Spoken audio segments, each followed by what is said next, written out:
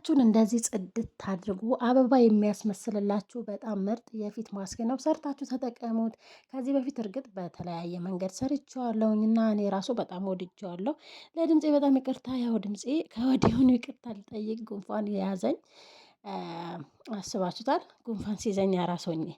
ለማንኛውም ዛሬ በጣም ምርጥ ማስክ ሰርቻለሁ፣ ትወዱታላችሁ። እኔ ራሱ ያው ማስክ ከሰራው ቆይቼ ነበር እና ዛሬ እስቲ ለምን ራሴን አላነቃቃም ብዬ ሰራሁኝ። በጣም ነው የወደድኩት። እናንተም ደግሞ ትወዱታላችሁ። ያው ሌሎች ማስክም እየወደዳችሁ ስለነበር ማለት ነው። ሰላም ቤተሰብ እንዴት ናችሁ? ሰላም ናችሁ ወይ? እኔ በጣም ደህና ነኝ፣ እግዚአብሔር ይመስገን። እናንተም በያላችሁበት ሰላማችሁ ይብዛ። ለቻናሌ አዲስ የሆናችሁ በዚህ አጋጣሚ ላይክ አድርጉ፣ ሼርም አድርጉልኝ፣ ሰብስክራይብም አድርጉ። ያው አይከፈልበትም ለማለት ያክል ነው፣ ቪዲዮ ካያችሁ አይቀር ማለት ነው።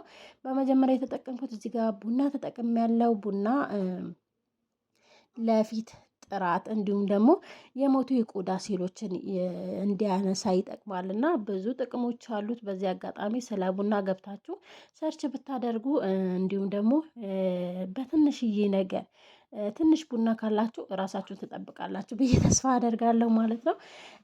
ከዛ በኋላ የተጠቀምኩት ኦሊቭ ኦይል ተጠቅሜ ያለው እንዲሁም ደግሞ ቤቢ ኦይል ተጠቅሜያለሁ። እናንተ ባላችሁ ቅባት መስራት ትችላላችሁ። ምናልባት የፊት ቅባት ካላችሁ እንዲሁም ደግሞ በአንድ ግብአት ብቻ መስራት ትችላላችሁ።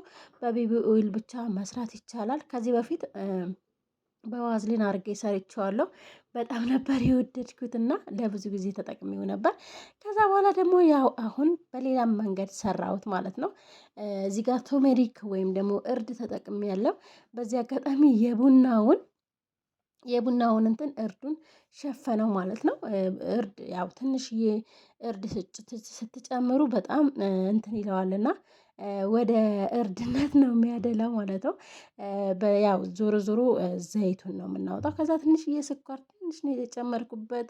እኔ በነገራችን ላይ ሌላ ማስክ አይቼ በስኳር እና በቡና የተሰራ ግን ብዙም ስኳር ለፊቴ ብዙም አላስነካውም። ለመጀመሪያ ጊዜ ነው እንደውም ለፊቴ ስኳር እንትን ስልና ግን ስኳር ያው ምናልባት ለእጃችሁ ለእግራችሁ ቢሆን ይመረጣል ብዬ ተስፋ አደርጋለሁ። እንደዛ ማለት ነውና ብዙም አልደፍርም ለፊት ማለት ነው። ለምን አንደኛ በፊታችሁ ስኳር ካስነካችሁት እርግጥ ስኳር በተለይ ፀጉር ካለባቸው አንዳንድ ነገር ንጭት አድርጎ ያወጣላችኋል ማለት ነው። እና ምናልባት በሱ መንገድ ሌላ ቀን እሰራላችኋለሁ። የምር በጣም ምርጥ ማስክ ትወዱታላችሁ እና እሰራዋለሁኝ።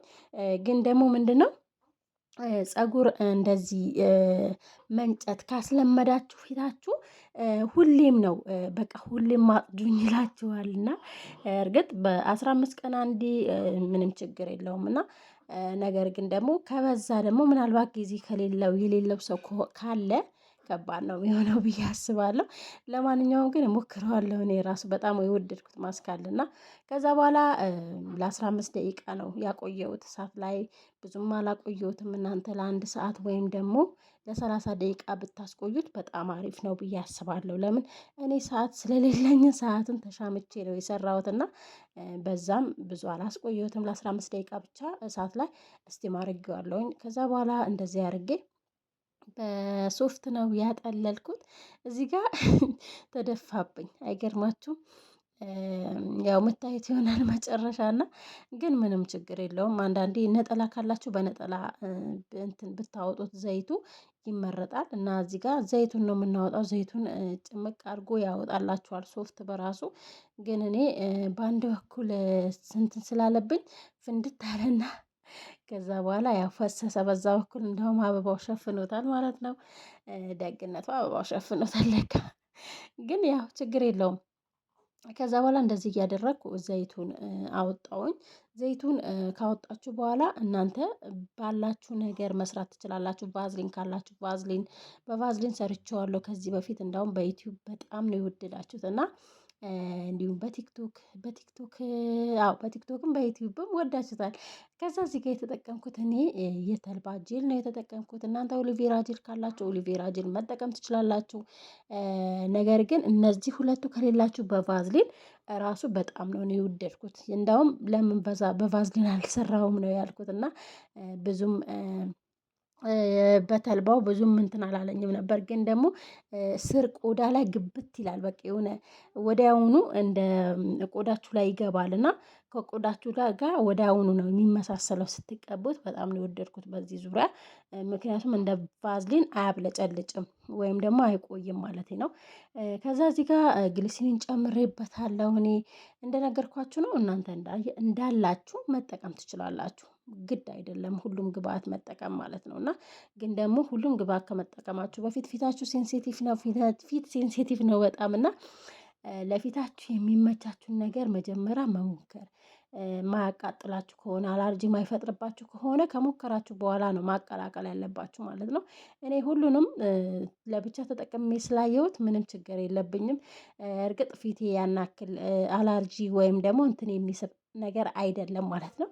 ከዛ በኋላ እንደዚህ አድርጌ ካደረኩ በኋላ እንግዲህ ፊቴን በዚህ መንገድ ፊቴን ተቀብቼዋለሁኝ።